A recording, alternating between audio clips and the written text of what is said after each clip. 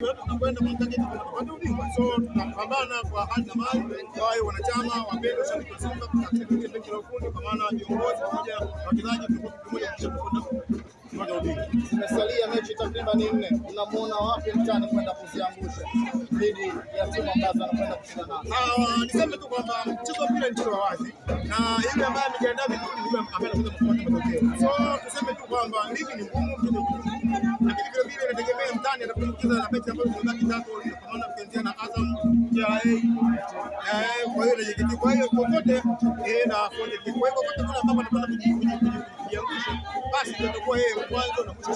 Sisi kwa ngolo tunacheza mechi zote ambazo zinabaki, tunakwenda kucheza kwa ndugu mtangazaji, katika timu zote hizo ambazo tunaziona, Simba ndio timu kubwa kuliko timu yote katika hata kalia yetu sisi ni timu kubwa. Tuondoke na kuamini kwamba Simba ni bingwa msimu huu kwa kumalizia.